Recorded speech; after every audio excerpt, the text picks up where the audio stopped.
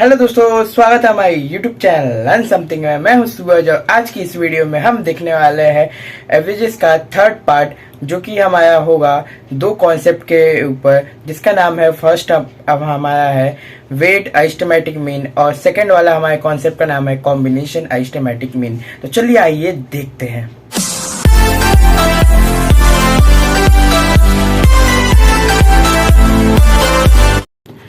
जैसा कि दोस्तों आप देख सकते हैं, आज की इस वीडियो में हम देखेंगे वेट अरिथमेटिक मीन। इसके पहले हम लोग ने जो देखा था वो था मीन, वो भी मीन किसमें, अरिथमेटिक मीन। हमने तीन टाइप देखा था, वो भी किसमें, टाइप्स ऑफ डेटा में।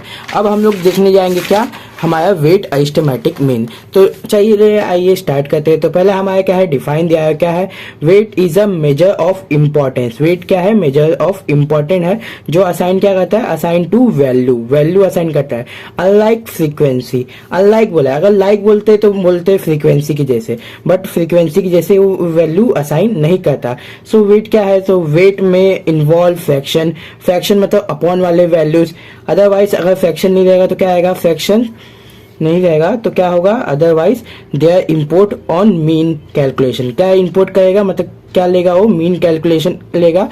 Is similar of an number, मतलब किसके सिमिलर होगा, एन नंबर का होगा। जैसे कि हम लोग ने पहले x1 x2 xn तक देखा था। सो हमारा n क्या है, एक नंबर्स है, मतलब वन से लेके जितने भी इन्फिनिटी नंबर्स तक है वो वैल्यूज लेगा और उसको क्या असाइन करेगा, वेट असाइन करेगा। वेट क्या होगा, w1 w2, मतलब जहां तक xn तक जाएगा तो ये wn तक जाएगा। उसी को मैंने लिखा है रिस्पेक्टिवली, मतलब x1 का w1 x2 का w2, जहां रिस्पेक्टिवली शब्द आ जाता है वहां मतलब यहाँ पे कंपेयर होकर वैल्यू एक दूसरे के साथ मिल जाता है।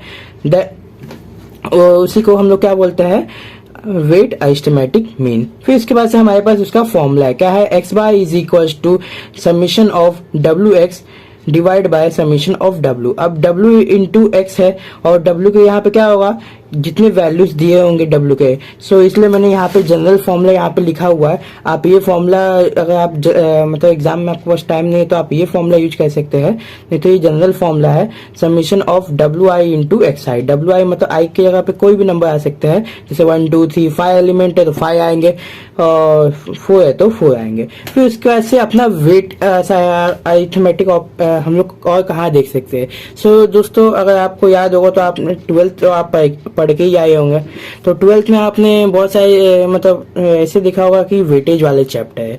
सो हर चैप्टर को अपना अपना वेटेज है, मतलब उतने मार्क्स के उसमें से क्वेश्चन पूछे जाएंगे। सो वही हमारा क्या है, वेट अरिथमेटिक मीन है। सो उसी को यहाँ पे कैलकुलेशन के तौर पे लाया गया है, वो एक बेस्ट एग्जाम्पल है। तो इसके बाद से आइए इसके ऊपर एक क्वेश्चन देखते हैं। क्वेश्चन नंबर 1 क्या बोलता है कि 3 कैंडिडेट है, कैंडिडेट कौन है, X Y and Z are selected in a different service. किसमें सिलेक्टेड है, अलग अलग सर्विसेज में। If there is only one post, अगर उसमें सिर्फ एक ही पोस्ट है, हु शुड बी अपॉइंटेड, इनमें से कौन है जो अपॉइंट होगा, मतलब सिलेक्ट होगा, जिसको वो लोग लेंगे। अब क्या है, इसमें कुछ कंडीशन है, the weight of written test. अब वेट ऑफ किसका है, रिटर्न टेस्ट का है, कॉमा ग्रुप डिस्कशन, फिर इंटरव्यू है और नंबर ऑफ पुशअप्स का है। अब नंबर ऑफ पुशअप और उसके बाद से इज, इनकी वैल्यू दे। रिटर्न टेस्ट का वैल्यू क्या है 3, ग्रुप डिस्कशन का वैल्यू क्या है 2, इंटरव्यू का वैल्यू क्या है 1 और नंबर ऑफ पुशअप का वैल्यू क्या है 0.5 रिस्पेक्टिवली, मतलब रैंडमली सबको अपना अपना वैल्यू मिल गया। अब इसका हम लोग के पास बॉक्स है। पहला क्या है, टेस्ट, टेस्ट में क्या है, written test, group test, interview और डिस्कशन। फिर उसके बाद से 3 वेरिएबल है, एक्स वाई और जेड, क्योंकि यहाँ पे हम लोग पहले 3 कैंडिडेट के बारे में पता चल रहा है। 3 कैंडिडेट कौन है हमारे, एक्स वाई और जेड। फिर उसके बाद से उनके नंबर दिया है कि रिटर्न टेस्ट में 75 75 90 70, फिर ग्रुप डिस्कशन में 70 90 80, फिर उसके बाद से इंटरव्यू में हमारा क्या है 60 70 60, फिर उसके बाद से नंबर ऑफ पुशअप में 26 24 और 20, ऐसे ही करके दिया है। अगर आपको इसे सॉल्व करना है तो दोस्तों तो पहले तो आप सोल्यूशन लिखिए और ये फॉर्मूला आप लिख लीजिए ताकि आप ना भूलें। ये फॉर्मूला लिख लेना मतलब एकदम इजी अपना हो जाता है कि लास्ट में हमें यही फॉर्मूला लगाना है। सो पहले तो हमारा जो बॉक्स दिया हुआ है उसको कंप्लीट करेंगे। पहले हमारा डब्ल्यू लिखेंगे। डब्ल्यू में क्या है, जो हमारा मतलब डब्ल्यू मतलब होता है वेट।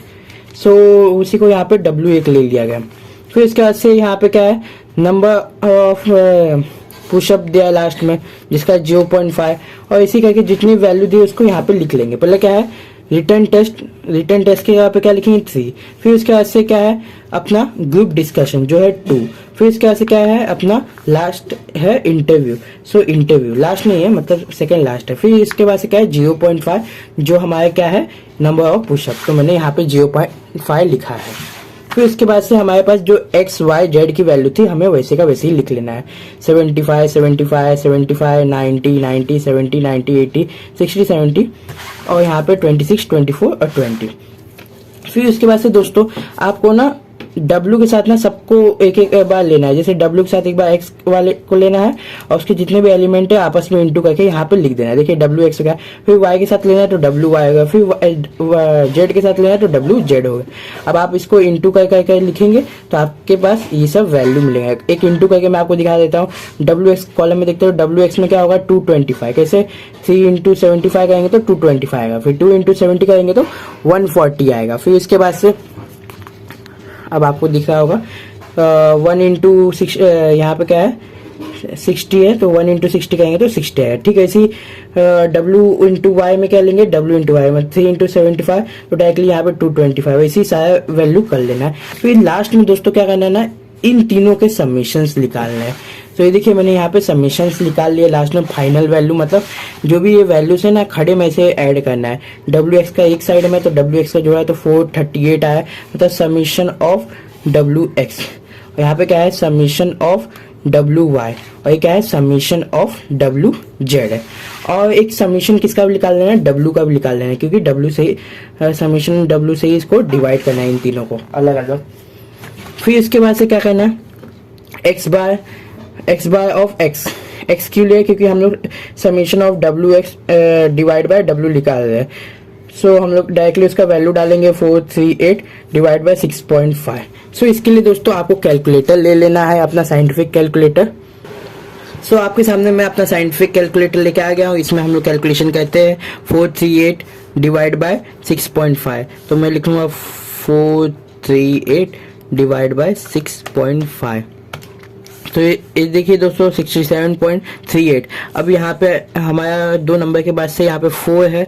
सो हम लोग ने यहाँ पे डायरेक्टली 38 लिया। अगर यहाँ 5 होता तो डायरेक्टली हम लोग यहाँ पे 39 ले लेते। सो हम लोग एक्स बाय यहाँ पे सब किट में एक्स वाले का वैल्यू क्या है 67.38 और उसके बाद से एक्स बाय वाई का निकालना है। सो क्या होगा summation of W Y divide by summation of W। Summation of W का वैल्यू तो 6.5 आया था, ये देखिए ये रहा, क्योंकि इसका अगर आप ऐड करेंगे तो 6.5 आएगा। 3 + 2 + 1 + 0.5 आप ऐड करके देख लीजिएगा।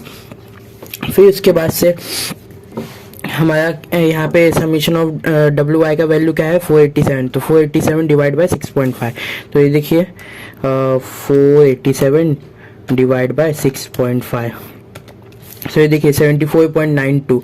अब यहाँ पे मेरा भी वही वैल्यू है। यहाँ पे पॉइंट के बाद 5 से 5 और यहाँ पे 5 से बड़ा नंबर है नहीं, तो इसलिए मैंने डायरेक्टली 2 ले लिया वहाँ पे राउंड ऑफ करके। फिर इसके बाद से एक्स बाय जेड का निकालेंगे तो summation of W Z divide by summation of W। Summation of W Z की वैल्यू क्या है 500 डिवाइड बाय 6.5। तो ये तो इजी है थोड़ा सा, अगर आप बुक में भी सॉल्व करना चाहे तो कर लेंगे, लेकिन फिर भी कैलकुलेटर में करेंगे तो बेहतर रहेगा। तो देखिए 76.92। यहाँ पे फिर से 2 नंबर पॉइंट के 2 नंबर के बाद से 5 से छोटा नंबर है, इसलिए हम लोग ने डायरेक्टली 76.92 ले लिया। अब इसमें दोस्तों आप देख ही रहे होंगे कि कौन ज्यादा है। सो हमारे यहाँ पे जेड वाला नंबर ज्यादा है। तो यहाँ पे हमारा therefore क्या बोलता है कि therefore arithmetic mean of Z candidate marks is maximum, जो कि हमारा ज्यादा है। ये आप देख ही सकते हैं, कंपेयर कीजिए तीनों में 67, 74 और 76 में। फिर therefore Z candidate will be selected for post. अब उस पोस्ट के लिए कौन सिलेक्ट होगा, जो होगा वो था जेड कैंडिडेट। अब उसके बाद से दोस्तों एक टॉपिक हमारे यहाँ पे एंड हो गया। नाउ चलते हैं नेक्स्ट टॉपिक, जो इसका नाम है हमारा कंबाइंड अरिथमेटिक मीन। ये किस में होता है, 2 ग्रुप के बीच में होता है। 2 ग्रुप के बीच में होता है, वो भी कैसे कंबाइन करें, नाम से इसका मतलब 2 ग्रुप को जोड़ देना है। सो क्या लिखा हुआ, if x1 bar and n1 are the arithmetic mean and the number of observation of one group, ये क्या है, number of observation of one group. मतलब मैंने पीछे एक डायग्राम तो बना के रखा है। देखिए एक ऑब्जर्वेशन है जिसमें x और n1 क्या है, ग्रुप 1 है, और दूसरा क्या लिखा हुआ है यहाँ पे कि if x2 and n2 are the arithmetic mean and the number of observation of another group मतलब दूसरा ग्रुप। ये देखिए ग्रुप 2 इसको नाम मैंने दे दिया है। सो इसका क्या लिखा हुआ है, इसके बाद then the combine arithmetic for both the group is given by. अब इसको कंबाइन करेंगे तो क्या आएगा हमारा, पहले तो सिंपली नॉर्मल अगर एस्टिमेटिक मीन निकाल रहे थे तो डायरेक्टली हमारा क्या आया था, X bar is equal to जो भी वेरिएबल था क्या था, यहाँ पे देख लीजिए, यहाँ पे हमारा सबमिशन आ रहा था, फिर इसके बाद से WX ऊपर आया था। अब यहाँ पे W नहीं है, अब हमारे यहाँ पे क्या है X1 है, तो हमारे क्या आएगा, डायरेक्टली X1 आएगा, X1 इंटू N1, और नीचे क्या आएगा, डायरेक्टली N1 डिवाइड में। अब यहाँ पे दोनों का ऐसा है तो डायरेक्टली हमारे बीच में प्लस आ जाए, तो ऊपर प्लस और नीचे भी प्लस। तो ये देख सकते हैं आप, ये देखिए X bar is equal to N1 plus X bar 1 plus N2 X bar 2 divide by N1 plus N2 directly आ गया। पहले तो सिंगल सिंगल दोनों का और बीच में दोनों का प्लस किया तो प्लस आ गया, डिनोमिनेटर सेम नहीं था, डायरेक्टली सेम ले लिया। फिर उसके बाद से यहाँ पे क्या किया गया है, अगर आपको यहाँ पे कंफ्यूजन होगा, यहाँ पे भी एक्स बार है, यहाँ पे भी एक्स बार है, तो दोस्तों मैं आपको बता देता हूँ, अगर आप पहले कभी किसी मतलब अगर आप साइंस के स्टूडेंट होंगे तो आपको बता देता, अगर एक से ज़्यादा कैपेसिटर है तो हम लोग C1 C2 ऐसे ले लेते थे, और टोटल निकालते थे डायरेक्टली C टोटल में C1 प्लस C2 करके निकालते थे। वैसे ही यहाँ पे X1 और X2 लिया, डायरेक्टली टोटल निकालना है तो एक्स बार लिया हुआ है। अब यहाँ पे तो N1 X और X1 का मैंने ग्रुप 1 ग्रुप 2 यहाँ पे डायग्राम बना के तो दिखा दिया। इसकी वैल्यू दे देते हैं, सपोज इसका 100 है, इसका 54 है, और यहाँ पे N2 की वैल्यू 75, यहाँ पे 30 है। तो इसको सॉल्व कर लीजिए कैसे, वैल्यू डायरेक्टली फॉर्मूला में पुट कीजिए, N1 के जगह पे 100 तो 100, X1 के जगह पे 54 प्लस 75 किसका है, N2 का, इंटू 80 जो हमारा X2 का वैल्यू है, यहाँ पे 80 है, फिर डिवाइड बाय 100 प्लस 75। देखिए इसका वैल्यू 100 है, इसका 75। सो इसका इंटू करेंगे तो आएगा डायरेक्टली 6000, इसका इंटू करेंगे डायरेक्टली 5400 आएगा, प्लस करेंगे तो डायरेक्टली 11400 आएगा, डिवाइड बाय 175, डिवाइड करके देख लीजिए, डिवाइड कैसे, 11400 डिवाइड बाय 175, सो क्या आएगा 65.14। अब यहाँ पे पॉइंट के बाद पॉइंट के 2 नंबर के बाद से 5 से छोटा नंबर है, इसलिए हम लोग डायरेक्टली 14 लिख लिए। अब इसको, ये तो था एग्जाम्पल। अब आ जाते हैं प्रॉब्लम नंबर 1 पे। प्रॉब्लम नंबर 1 हमारा क्या बोलता है कि कंसीडर करना है फॉलोइंग डेटा, मतलब हमारे पास 2 फैक्ट्री है, फैक्ट्री ए और फैक्ट्री बी। उसमें क्या है, नंबर ऑफ वर्कर कितने हैं, और मीन डेली वेजेस मतलब उनको कितना रुपीस रोज का मिलता है। So number of worker factory A में 350 है, और यहाँ पे फैक्ट्री बी में 380 वर्कर है। फैक्ट्री ए में 720 रुपीज मिलता है डेली का मीन एवरेज उनका, और फैक्ट्री बी में 695 रुपीज डेली का मिलता है। Find the combined wages of 2 factories together. अब इसमें कंबाइंड निकालना है, सिंपली पहले तो हम लोग को इसको डिफाइन करना पड़ेगा फॉर्मूला लगाने से पहले, कौन क्या है। सो पहले डायरेक्टली हम लोग को क्या करना होगा, लेट N1 क्या है हमारा, number of factory a worker. So a worker, N2 क्या है, जैसे हम लोग ने ये ए वर्कर लिया N1 के हिसाब से, तो इसको N2 के हिसाब से लेंगे, तो N2 क्या आएगा, number of worker for factory B. फिर इसके बाद से X1, यहाँ पे ऑफ है, फॉर नहीं है, ऑफ है। X1 क्या है, सो हमारा मीन पहले इसने बता दिया है, तो हमारा मीन डेली वेजेस क्या है 720। तो X1 का mean daily wages of factory A होगा। फिर X2 का हम लोग ने क्या कंसीडर किया कि मीन डेली वेजेस ऑफ किसके लिए कंसीडर किया, फैक्ट्री बी के लिए। N1 का वैल्यू क्या है 350, आप देख सकते हैं यहाँ पे। फिर N2 का वैल्यू क्या है 380, सो यहाँ पे मैंने 380 लिखा हुआ है। फिर इसके बाद से फैक्ट्री ए में मीन का वैल्यू क्या है, तो 720, फैक्ट्री बी में 695, तो 695 लिख दिया। अब डायरेक्टली फॉर्मूला डालना है क्या, X bar is equal to N1 X1 का बार प्लस N2 X2 का bar divide by N1 plus N2, directly divide बीच में। फिर इसके बाद से 350 into 720 plus 380 into 695 divide by 350 plus 380। जो वैल्यू दिया है इसको जस्ट पुट करना है और इसको सॉल्व करना है। मैं आपके सामने सॉल्व करके दिखाता हूँ। पहला क्या है 350 इंटू 720। सो एक एक करना है ताकि इजी हमारा एक्यूरेट आंसर है। 350 इंटू 720 क्या है हमारा 252000, तो 252000 आ गया। नेक्स्ट हमारा क्या है 380 इंटू 695, सो 380 इंटू 695, सो हमारा क्या आएगा 264100, 264100। अब इन दोनों को प्लस कर लीजिए।